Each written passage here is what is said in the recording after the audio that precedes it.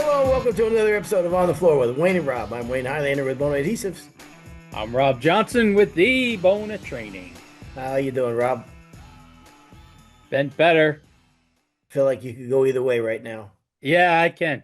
Yeah, Yeah, feel like I could definitely. make you mad real Feeling easy. that? Yeah. Don't take it personal. I hate No, when IT stuff starts acting up. I'm yeah, hel I'm helpless. yeah, you're like a little kitten. Hopeless. Hopeless. Yeah, Hopeless and helpless. yeah. Yeah. Well, in fact, that's kind of like what we're going to talk about a little bit today. We all have days. It seems like you're having one right now. hmm And though, I don't mind interrupting you, but you just seem so damn happy it cracks me up when you're this that mad. You that, should go that ahead I'm and tell having a me. bad day. Yeah, Look at the smile. It's like it. What a start to your weekend, huh? yeah. You couldn't be more happy. I don't know why. But we all have those days, and I think it's good sometimes to remind ourselves, and you and I from memory, and I try not to romanticize it, because there's good days and bad days doing working in the trades. Doing floors, it's a tough job, and sometimes, it's human nature that you have tough days, and sometimes the days last longer, and it goes into weeks or whatever. But sometimes it's kind of good to remind ourselves what we do like about working in the trades and in the flooring industry. So we put a list together of things that you and I enjoyed about the trades, and I think a lot of other people do. And so we'll kind of go through this list and then also maybe some pet peeves that I had with clients, and we can talk about that. How's that sound? I love to talk about pet peeves. All Yeah, right. All right. yeah, they're right there on the. They're always there. Yeah, I'm going to start with the first one, and you can go next because I'm more important. Um, Number one, I think tangible results. Um, we get to see, the fruits of our labor pretty quick. In a week's time or whatever, you get to see that, when you step away from the end of the job and look at what we did. You come in there to a floor that was beat up and disrepair and just kind of blah, neglected or abused over the years, like you, or or maybe it's a space that doesn't have anything in there and never had floors. It's a new space, and we get to put beautiful hardwood floors in there and put our touch on them. And at the end of the job, we put that last coat on. You step back and look at it. That's pretty damn rewarding. I know a lot of people work in office buildings and do clerical work and research work and whatever. And I certainly used to work at a sewage plant, so yeah, I can bet there you at the end of a week's time, I didn't see anything that I improved. jackhammer guy at a sewage plant. Yeah. So, Hey, somebody had to do it. and also when I was a laborer too, and in laborers union, I mean, your number one tool is a shovel, right? And you're digging dirt, you're digging trenches, you're doing all that kind of stuff. And at the end of the day, everything you did is buried. It's underground. No one ever sees it. You don't get a chance to go, hey, look what we did on this project. I mean, what we did is grunt work, and nobody ever got a chance to see it. So I really, right away, I came from working, and from the laborers union to doing floors. And that's probably what hooked me right away is that I've said this before that my uncle and I were on an old floor. It was just a really just kind of like a beat up old floor, and I didn't know anything about hardwood floors, didn't know the first thing about them. But when we got done with that floor at the end of a few days and we put that stain on it, in fact, it was putting on the stain that did it for me. That floor came alive. And I thought, oh my gosh, man. I mean, it was a I couldn't get over it. It was spectacular. And that's pretty cool. A lot of industries, a lot of trades don't get to see that, right? No, absolutely. Yeah, I mean, we definitely get to see what the end product looks like, especially when you're going into those jobs that nobody had we had an old lady one time who just never thought that job was going to come out. She said, I remember she left And the last thing she said to me, she goes, just do the best you can. Yeah. She Mhm. wasn't, she set the bar pretty low. Yeah. And she came back that night, and Bum and I were just putting on the first coat, and she had tears in her eyes. Yeah. So, it's not a lot of jobs that you get that. But, I keep going back to your sewage plant job. As goofy as it sounds, how important is that job, though? Well, You don't keep the sewage plant running, hey, right? tr- You, see, yeah, people are digging holes. yeah, try using that line in a bar. Listen, honey, you might be an attorney or a doctor, but it wasn't for me. I don't know if I ever told this story before, but my old partner Pete, I tell lots of stories about Pete and I. But his dad worked for a big plumbing outfit in the Albany area, and one of his jobs was he sometimes would drive the honey wagon. Hmm. Okay, because there's a lot of septic systems where we live. So years ago, when we were all in high school, the local news was out and they were doing a different type of jobs segment every night. Okay. And they interviewed Pete's dad, the guy who Wow. was like driving by. Pete's dad's out there doing his thing on a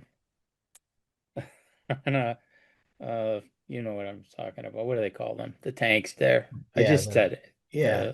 The you know Yeah. the the sewer sucking there, right? Yeah. Pump tanks. Yeah.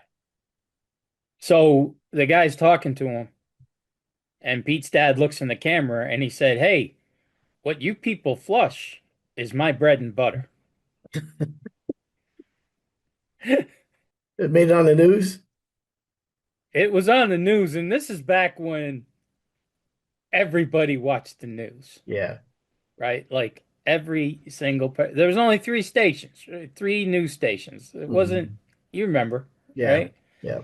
And Pete got on the bus the next day to go to school, and it's like every single person. Oh man. And he had to live with that. Him and his brothers Yeah. had to live with what you flush is my bread and butter. And it was just Oh man. That's yeah, rough.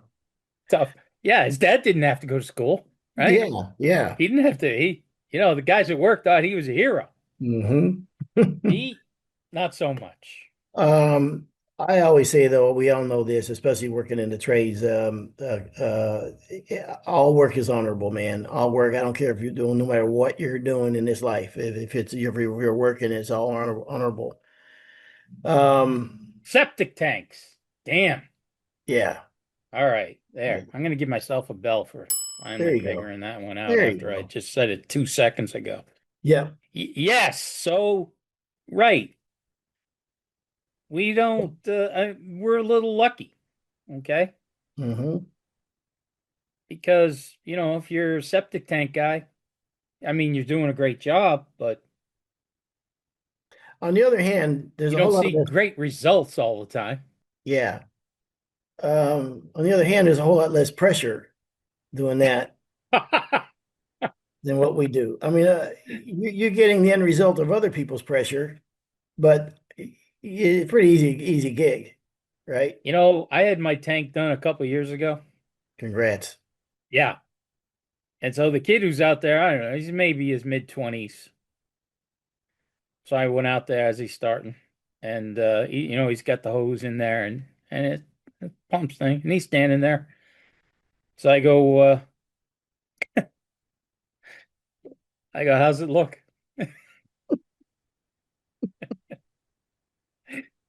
He just looks at me and he goes, shit. Yeah. You introduced the I whole just family. looked at him and I said, all right, how many idiots have asked you that question that Yeah. I just asked you? And he goes, almost every single person thinks that I pull the cap off and stick my head in there Mhm. just to see what's going on. I Yeah. said, "Oh man." We had a good laugh about it. But I never that was his answer. I loved it. I never lived in a situation where you have to have that done, like septic tank. I never lived in that kind of environment. Did you introduce the whole family to him when he comes out? No, All right. So no. that's my first one. Tangible results. You get to see what you've done right away. There's a really a sense of pride in accomplishments. All Um, right. I'll do the second one. all right. Do you mind? I Yeah, know you like doing everything. please do. Diverse work environments. Each job site can be different, offering a variety in work environments and conditions. This can keep the work interesting and engaging. Boy, if that ain't the truth with the floor guy. Yeah. I mean, even if you're laying concrete or you're a framer or a sheetrock guy, you're not going to get the same thing that we get. And please, everybody, well, I think everybody listens to the floor guy anyways. All work is honorable, just like we're going to keep saying that 100 times today. But that was always a great part about doing floors, gyms, bowling alleys. It was always going someplace different, meeting new people. Yeah. Some are good, some are bad. But, they probably thought the same thing of me.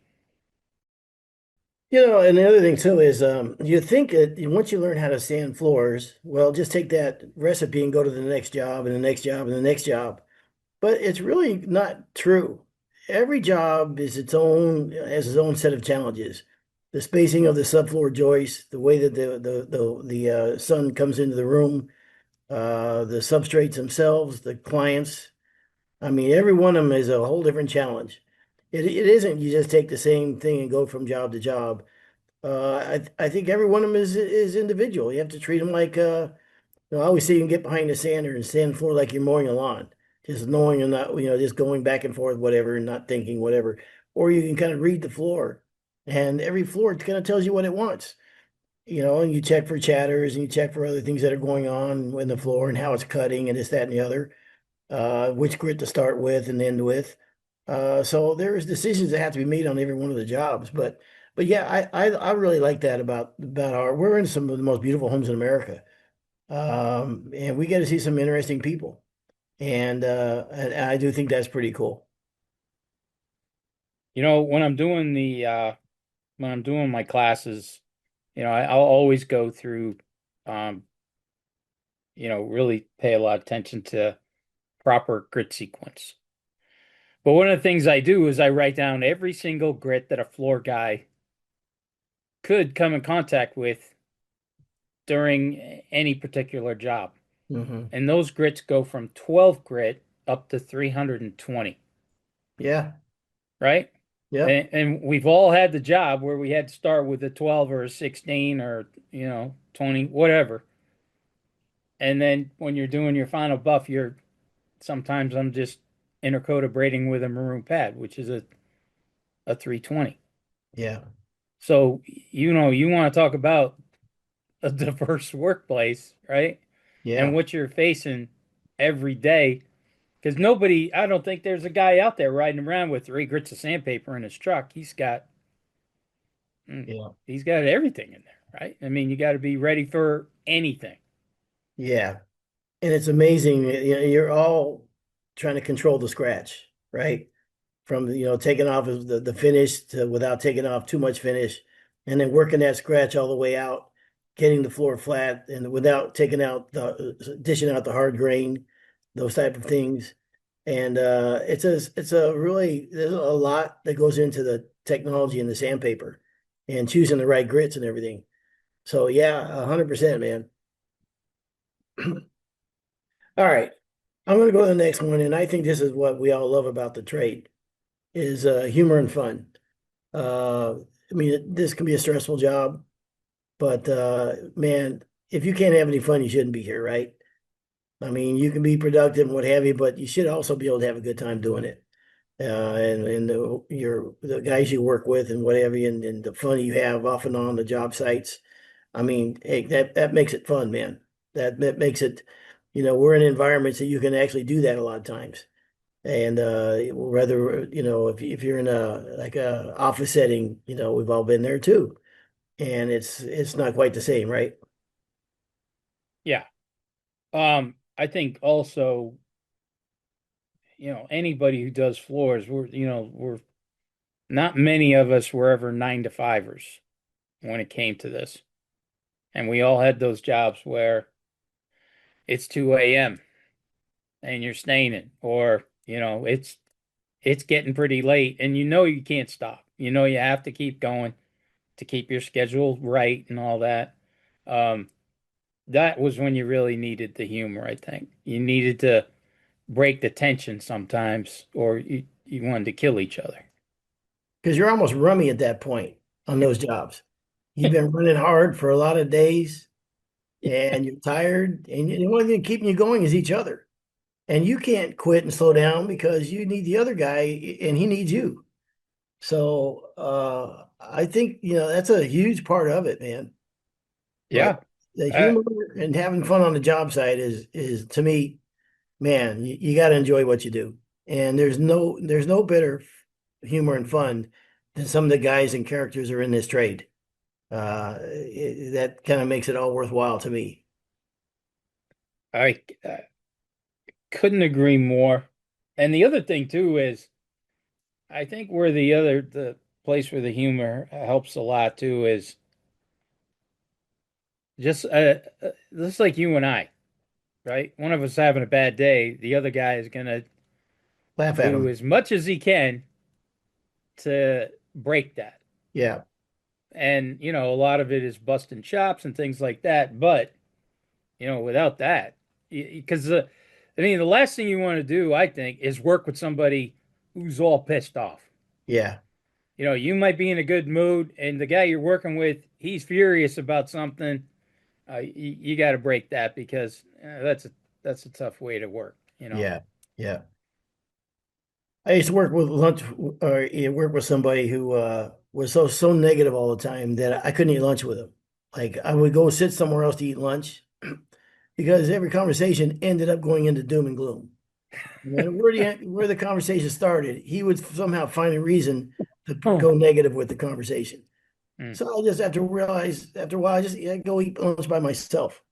Oof, that's tough. That's hopefully you didn't have to. Well, we finally separated.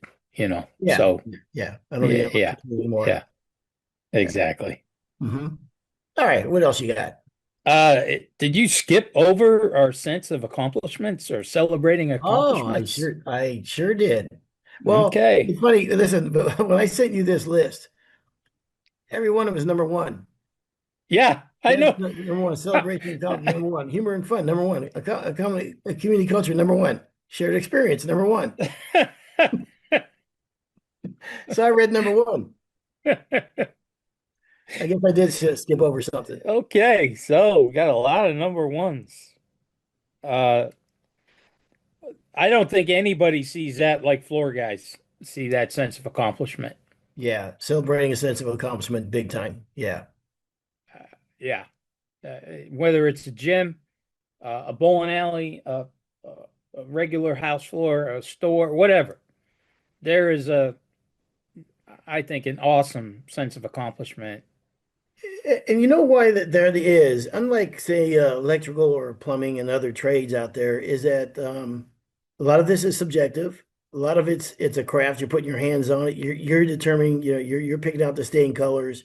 You're doing a lot of things that your decision go into this, and you're working with a beautiful medium, which is wood, and all that put together, and your craftsmanship and your pride and everything goes into that. When you get done. Man, I think it's a huge sense of accomplishment, especially if some jobs will take you all 10 rounds, right? You don't know quite for sure if you got it, even up until the last coat, which is a bad feeling. You know what I mean? Maybe the coat before that didn't go great. So you braid that one, you go, okay, well, maybe I learned something. Maybe we'll go a different direction on this one or whatever. But so still not quite sure until you get that. In fact, on all the jobs. You put that last coat on, you're never quite sure until the very end that it's going to be what you want and what the homeowner wants. And when you nail that last coat, man, a sense of accomplishment's off the charts. It's huge. Oh yeah. I remember one job we were doing a 60 lane bowling alley in Chelmsford, Mass. And 60 lanes is a big place. Yeah, That's a lot, okay? And it's a 3 day job, but the hours are insane. It's 16, 18 hours a day because they want to get open. yeah, So you don't have time to mess around.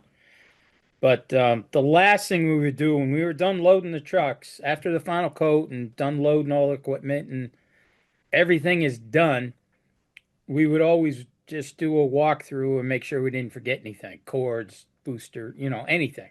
Because, 16 lane bowling alley is pretty big and yeah, guys are moving around and putting stuff here and there. And so we'd always make a sweep. And I remember one day, Pete and I, we got done making the sweep and we were just standing there, like in the middle of the place, looking, up and down. And it was almost, I thought we were going to hug or pat each other on the back or something yeah, because it was, you know, it was a real huge sense of accomplishment. And plus, nothing looks prettier than a bowling alley when all the lanes are still soaking wet. Everything is just so shiny and, it's gloss finish anyways. But, um, and it wasn't like we were like, well, that was worth all the trouble. yeah, yeah. It When, wasn't like that, but you did feel like, all right, not a lot of people can pull this off. And yeah, we did. yeah. Hey, back in those days when you were using lacquer for those, and they, like you said, they had to open them back up. Was there a lingering smell the next day or two, or was that ever an issue with? Oh, well, back then it was never an issue. Yeah, that smell didn't go away for days and days. I mean, you didn't hear the bowlers didn't complain, or No, everybody they couldn't wait to get back in, and oh, the lanes look great, and everybody was always they were always happy. Now that was lacquer, so the lacquer was kind of a sweeter smell, and it didn't linger like moisture cure. Moisture cure that they couldn't come back for a couple of days because the moisture cure was just that was a rough smell. yeah. Okay. All right. Uh, Number one, Number one, community community culture. culture. A lot of trades have a close community culture where it goes beyond the working hours and turns into friendships and what have you. And I think that now more than ever because of social media and what have you, I think that we have our Hmm. entire trade is a close-knit trade and gotten closer over the years. There's not a lot of people that do this or can do this. And so therefore there's a sense of camaraderie. You see it when you get together at the NWFA and guys get a chance to get together that they've only talked to each other over the internet or whatever. But I think that's probably more true in our industry than most any industry out there. Um, the painters, for instance, there's a ton of painters out there, tons of them. There's a ton of other trades, but the guys that sand and finish, especially install sand and finish, a small crowd when you think about it across the Oh, country. when you think about other industries, yeah, Yeah, electricians, plumbers, painters, yeah, absolutely. yeah. Um, and even your friends don't understand what you do and how hard this job is. Until they do it. If you ever have a guy come and work with you for a day or whatever, I talked about. We hired a bodybuilder one time, and this guy looked like Mike Tyson. I mean, he was incredibly built, and he lasted 2 weeks. And he just and I couldn't believe it when my brother, because I sent him out with my brother, and he goes, "Hey, I don't know if he's going to make it or not." I go, "What are you talking about?" He goes, "Yeah, man." He goes, "Yeah, I don't think he likes working this hard." And then because I met him at the gym. Well, he was my workout partner. And then finally he came when he goes, "Hey Wayne, I can't do this, man." He goes, "This I can't do that and work out at the same time. That's too damn hard." And you know, shocking to hear that. My brother is half his size and working circles around the guy. You know what I Yeah, mean? yeah. So it is a very, very hard trade, man, physically hard trade. And therefore, I think when you go to the trenches with each other, or even if you don't, but you know, if you're a journeyman guy, you're a journeyman floor guy, you've been around a long time, even if you don't know the other guys, whatever, across the country, across, you know what they've got. They're in the fight like you are. You know what I mean? They can hump. If they're there where they are, they're a hard worker. They have the same kind of background that you do. You just respect them. You know, I always say when I go to the counter at a distributor and I see guys been in the trade for years and years, 18 years, whatever, 10 years, doesn't matter, and he's standing there at the counter. I got a lot of respect for that guy. That's a hardworking man right there. You know what I mean? And I think that does foster a lot of camaraderie and kinship across the country with guys. I you said the guy he was a workout guy with you. Yeah. He was your workout partner. Hmm. So you probably thought, oh, this guy's going to be great. He's got the strength, right? Why wouldn't I? Yeah. Yeah, you would think that. But this Hmm. is different. This job is different strength. This is more farm boy strength. Yeah. Very Go true. all day.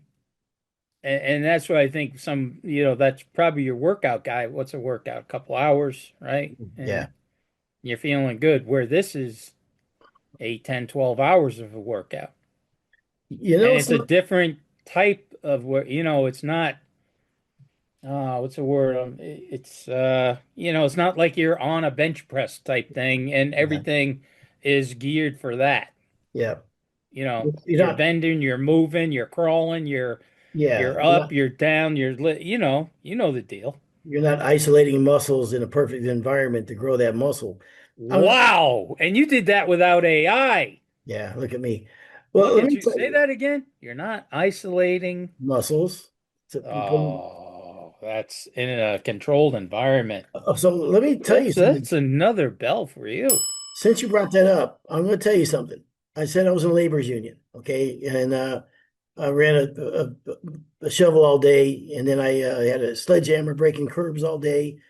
And then it was very, very difficult, hard. Delivering milk in England when you were Yeah, 5 but here's at my two point. o'clock in the morning.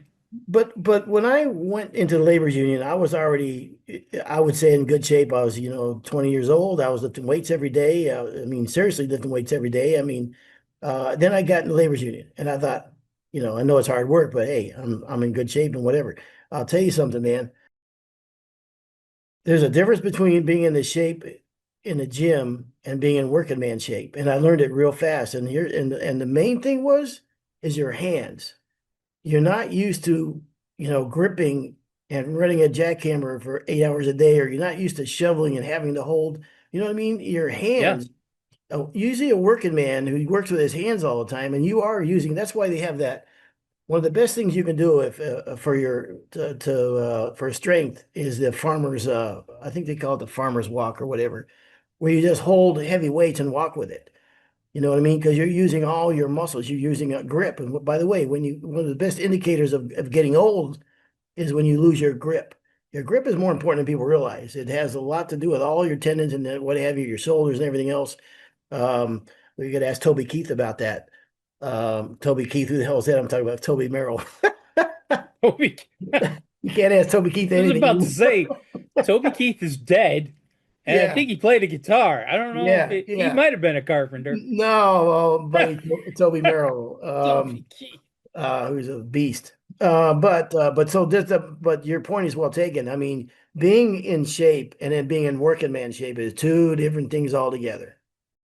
Working man shape. All right, that's what you call it. I always called it farm boy strength because, It's the same thing. yeah, Yeah. up, all day, every day, and you're never stopping. Here's who you do not want to mess with in life.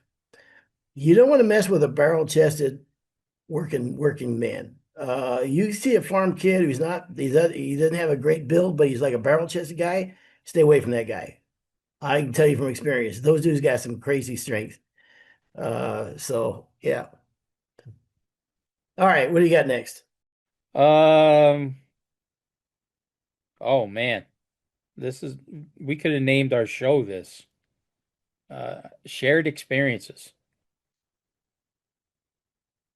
I mean, I think a lot of the guys who listen to our show, that's how we kind of hooked them. we started talking about our stories, and they had the same exact stories. I remember I got a call from a guy who thanked me one day because he was listening to our show at about 1 o'clock in the morning, worst job ever. And he said it was while I was doing my worst job ever. Ah, He perfect goes, I timing. just couldn't believe the timing of the show. And he said, and it just made all the difference in the world knowing that somebody else has gone through this hell. And so I think the shared experiences, especially with what we do, and I think a lot of our listeners, we're, we all have the same stories. Yeah. We're nothing special as far as that goes. We just, we have a microphone, can talk about it. But all the floor guys you get together, well, especially you in your schools, you hear them all the time. Every floor guy has all these stories. I mean, I love listening to, I've heard some crazy stories, man, at some of the schools. They're so funny. A lot of them you can't repeat them. And a lot of our stories, you can't repeat them. But I mean, that's the kind of the, That will be on the floor after dark yeah, episode, the ones yes, that we can't repeat. yes. But yeah, talk about humor and everything, but the stories. I remember doing a school in Nashville last year, and this guy was saying how he could not make this blind guy happy with the floor. And we just, the whole, he set the whole class up, man. I mean, I just let this guy go. And he was talking about they did the floors for a blind guy and they could not make a blind guy happy. And it was just, had to be one. I was laughing so hard. I was like, this is so awesome. It's funny because one of my favorite stories I've ever heard came out of a Nashville school too. Um, we were talking about trail cams. Anybody that hunts is familiar with a trail camera, right? When an animal goes by at night or whatever, they get activated, or in the daytime too, I guess. Um, and he says it was the craziest thing you ever seen on a trail camera. He's in Tennessee, or maybe it was Alabama. I can't remember one or the other. And I thought, well, he's is a bear? No, not a bear. Is it? I mean, it can't be a cougar. They don't have them down there. No, it's not that. Well, I mean, what can it be? Well, it was a cross-dresser. Uh, a man in lingerie traipsing through the forest on his property out in the middle of nowhere in black lingerie. So, You gotta love him, man. gotta You love gotta it. love him. Yep. As And my carpenter's when I was a apprentice carpenter and he was a journeyman. Yeah, he had a saying all the time: if you can't have any fun, you shouldn't be here. And that kind of the way I look at it too. So yeah, I think I think that's why we have so much fun at conventions and seminars and things like that. Well, I wouldn't know about conventions, but the other school, yeah, like you said, schools, and it's awesome now that we've been doing the show for so long, and there's just so many people who listen to it. So when they get to the class, they just can't wait to share their stories. You yeah, know, they'll yeah, always tell me something that they love about the show or listen to the show, but then they've listened to us, and now because I like that at the classes too, you want to get everybody engaged. You want everybody to talk. And when guys, that's I think is when the magic happens at these classes for the camaraderie yeah, section of it is when guys start swapping stories, yeah. good story, funny stories and things like that. So you just Well, can't beat that shared experiences. we went through all the number ones, and now I'll do the final number one uh, of what you love about the trade. And I think that is respect. I think guys in the trade are by and large very much respected for their craftsmanship, their knowledge, and their hard work by the everybody outside the industry. I think there was a time back in maybe the 40s or 50s or whatever, you saw a guy, a working man, whatever, you thought, oh, well, he didn't go to college. Oh, well, he didn't do this, that, and the other. And how, successful is he? But I think when you see a guy now out a young guy or old guy, it doesn't matter, that works in the trades, I think people have a lot of respect for him because especially in an age where we all know it's hard to find hard workers and this, that, and the other. You see a guy in a pair of work boots, man, that's got callous hands, dirty hands. He works in the trades. I think they garner a lot of respect for what they can do and what they've accomplished and what have you. So I think that's another kind of cool thing about working in the trades. Are you getting choked up? You okay? No, I'm not getting choked up. I'm drinking water, man, 'cause Oh, I've been talking I all thought day you're on the getting conference super call. emotional. No, I'm not emotional over that. Okay. Wow, he's crying. No, he's not. He's really into this. So I think that's a biggie. I think it's kind of cool to see. When I especially when I see a young kid that's uh, running a sander, installing the floors, knows what he's doing. He's a capable guy on a job. I mean, man, you got a lot of respect for that guy, right? And Oh yeah. as the older guys, we're happy to see him, and that's why another thing about this trade too is the mentoring. You see a lot of the older guys that have this knowledge that are so willing to pass it on and mentor to the younger guys. But I think those are all kind of cool things about the trades. And I think, like I said, sometimes you're having a day. You're like, man, this is just sucks. Man, it's a bad day and it's taking too long, or this, that, and the other. It's way more difficult than I thought. Or this job is turning into where it's not going to be profitable as I thought it was for whatever reason. And you have those days or weeks. There's always the other side of that. You just got to get power through those bad times, those hard times to get to the other side of it. And then every job is a learning lesson. And sometimes, I tell you what, if you didn't have those bad times, you would never, like I say, if it didn't rain, you would never appreciate the sunshine. So you kind of have to have some of those. You don't have anybody that's successful that doesn't have those bad days. Everybody has them. And I always say, well, it's like the saying goes, it's not the problem that's the problem. It's how you handle the problem that's the problem. You know what I mean?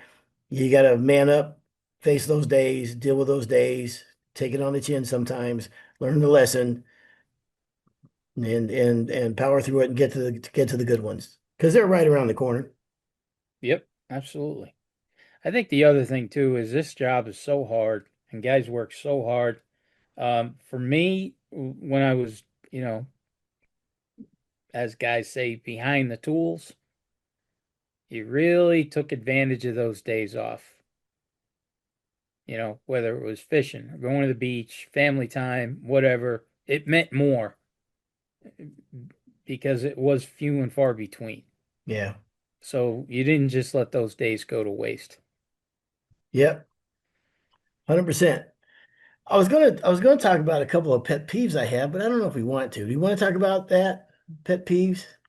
Yeah, I could throw a couple out there. All right. Yeah, maybe we should have went first. I don't want to end this on a negative. Um, shall we? Yeah, All right. let's do it. All right. Pet peeves. I'll give you my number one. You can't pick a color.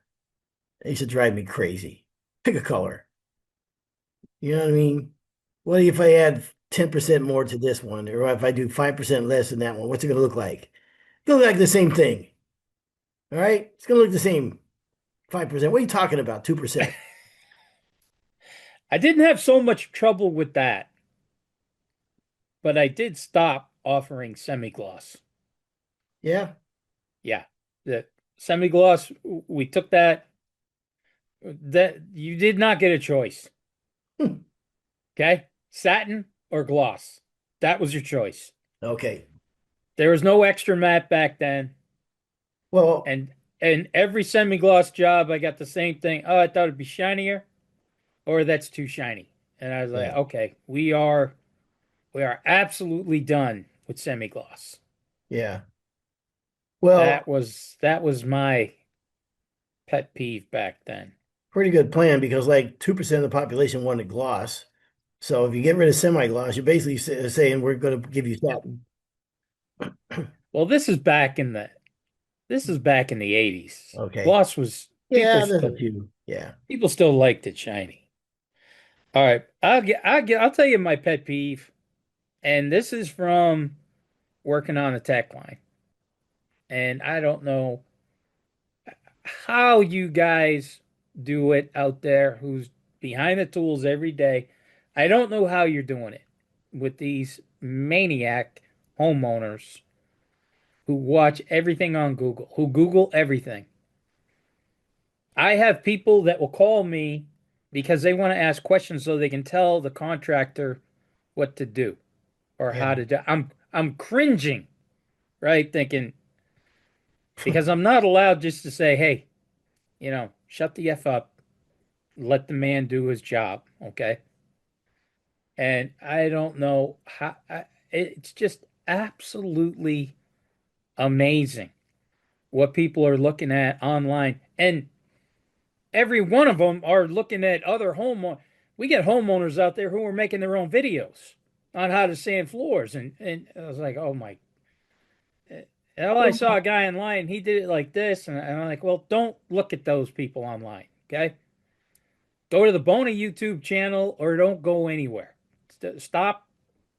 Yeah. It was always amazing to me when and that I happen to know that he's a really good floor man. And I have to go out and do an inspection and the homeowner's asking me questions. You just met me. You don't know anything about me. You got this guy on a job who's a flat out stud. And why would you take my name, my word over his? You know what I Right. mean? You're Yeah. lucky you got this guy. Yeah. So, all right, we're going to go quick through these. My next one is, and this has got to bug everybody, is somebody that micromanages me and watches me like a hawk on a job. What a turn off. Such a turn off. Why did you hire me? Do me a favor next time and don't hire me. You can't We trust hit a me. guy one time. We hit a guy. I kind of hit a guy on purpose one time. He put up lawn chairs, him and his son. It was during the summer, and he broke his ankle or something like that. And he put a lawn chair for him and his kid to sit in the room that we were installing so he could watch us. And he started asking things like, "How come that board only got two nails and this board got?" And as we were moving wood from one room to the other, I hit him pretty good. And I was like, "Oh man, I'm sorry," Yeah, and he goes, "Oh, probably kind of in the way, aren't I?" But I hit him pretty good. Yeah, good. Yeah, he got the hint too. I mean, he finally folded up his lawn chairs, but it was pretty Wow. shocking. Wow. Yeah, Let's see. Talking to I me. didn't get a tip from that job either, probably because I wailed Well, you into him can't so get the good. customers. But Yeah. I'll tell you what, it felt good. It felt Yeah. it felt pretty good. Absolutely. Yeah. Talking to me on my lunch break. Is a big pet peeve of mine. You got me all day long. I worked my butt off for you all day long. This is my time. Okay. I don't want to answer questions and field questions. I don't want you to eat with me. This is my time now. So leave me alone now. All right. Um, Unrealistic expectations. This one I had happen to me. This is I'm reading this and I'm like, oh my gosh, I remember when this lady came up to me and she goes, "Here's what I want." And she had a beautiful magazine shot of it and everything. And I'm like, oh yeah, yeah, I can do that. I said, but not with this floor. yeah. That's 10-inch heart pine. You've got 2 1/4 red oak. So I can do that, Yeah. but I'm gonna need a crowbar, rip this out and put that new one in. Yeah. And she's like, well, what about, can't you just do this and this and that? I go, here we go. Yeah. Here we go. Listen, ma'am, what do you think would happen if I went to the barber with a picture of Tom Cruise and told the guy that I want to look like this when I come out?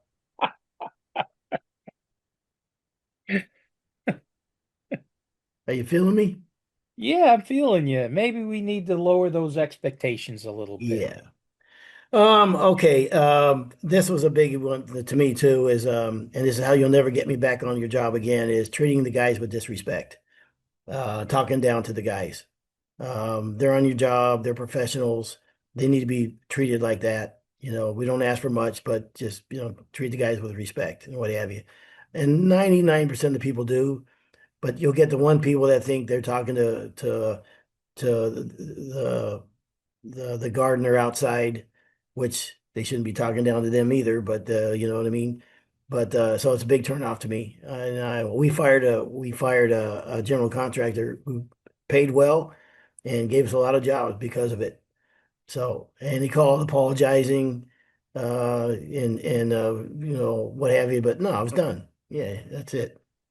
This one, this disrespect, yeah, yeah. Some people are clueless. Pete and I did a job for this old lady who lived in Troy, New York, in a rough part of town. And as soon as we got there, it was a small job, living room, dining room. The lady couldn't have been. The whole time I'm thinking, man, at your age, why are you doing your floors? But Yeah. I never said that to her.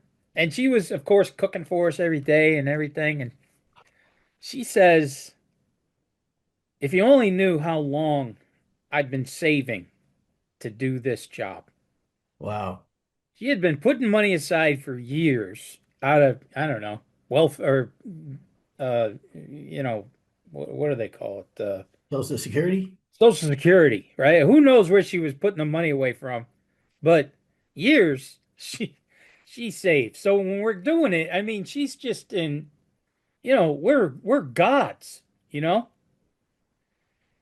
Then from that job, we finished and we drove across a couple of towns into a town called Loudonville.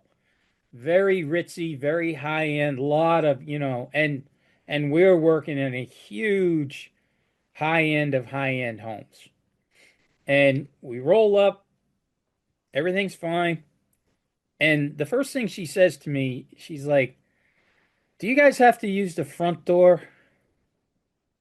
Couldn't you, uh, couldn't you use a better?" She goes, "Even better, couldn't you use like a ladder so you don't have to go through the house or anything?" And, you know, and I'm looking at her, I'm going, our equipment weighs about 200 pounds.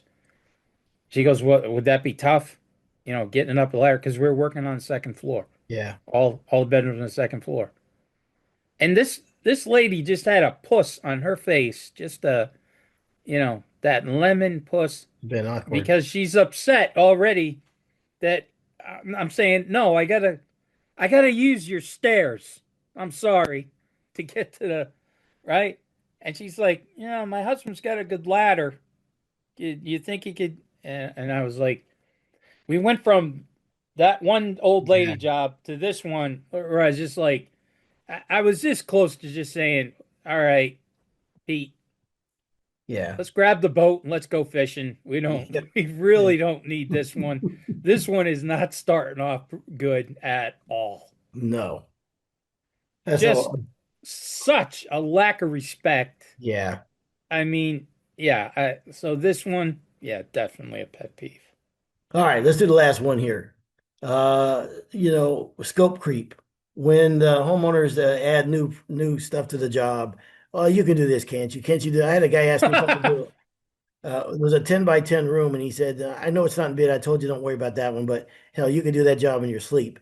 Can you just throw that one in? No, I can't do any of this in my sleep.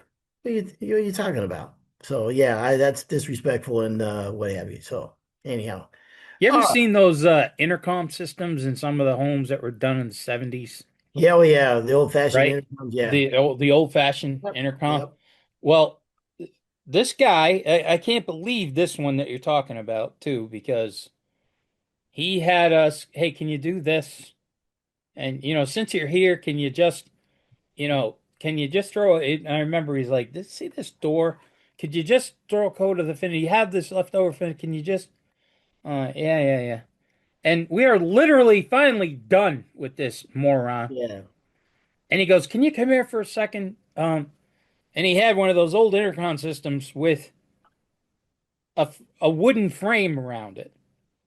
And he wanted us to scrape, sand, and coat the wooden frame. Yeah. And I said, "Well, that would be, I got to charge you $50 to do that." And he's like, "Oh, come on, you're here, you're this, you're that."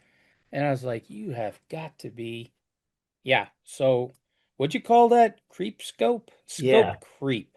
Scope creep. Scope creep. Yeah. Wow. Yeah. All It's right. funny, as soon as you mention these things, I mean, these stories I'm telling, Yeah. they're 40 years old. And you still remember This is them. a nightmare coming back to me. All right. I'm going to tell you real quick. My last story before we go. We did the floors for this guy who his brother's an A-list actor. Okay. You say the first name of his name and you'll know who he is. Okay. But this wasn't him. This was his brother who looked like him, but 80 pounds more. Okay. And he's living in a home that his brother bought. And when you walk in, there's a poster of one of his brother's movies as in the entryway when you walk in. Okay. Nice house, very well, very uh under cared for. And he used to call me floor man. He says, yeah, hey floor man, hey floor man, hey floor man. And we're in the getting ready to do in the kitchen. I said, you can't come in the kitchen anymore. So he goes, hey floor man, pass me my jewelry. So there was rings and a bunch of stuff and chains and everything. I'd pass it to the whatever. And he goes, hey floor man, too late for you to throw some mayonnaise on that bread and make me a sandwich there right here. I can't get in no more. What the hell's the matter with you? All Hey, right. floor man. Yeah. Yeah, Okay. all right. Now you got to give me the first name. Just give me the Well, if I first give you name the of the first actor. name, I don't know if I should say it, but I mean, I think the guy Give would me know the this. first name. He doesn't listen to the show. Denzel. Oh, okay. I There we mean, go. come on. All That's right. it.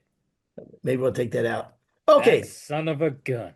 Well, here you go. Anyhow, we thought we'd talk about. I mean, like I said, sometimes we have days, but this is I mean, there's a lot to love about this trade and what have you, and so we thought we'd just kind of talk about some of those things. Um, Unfortunately, we went down a negative road towards the end there with some pet peeves, but hey, what the hell? You got to have the yin with the yang. All right, there you go. So It's this has not been all, it's not all sunshine and rainbows. damn right. You listen to the show backwards, and you'll feel better about the whole thing. All right, this has been another episode of On the Floor with Wayne and Rob. Please stay tuned for another episode.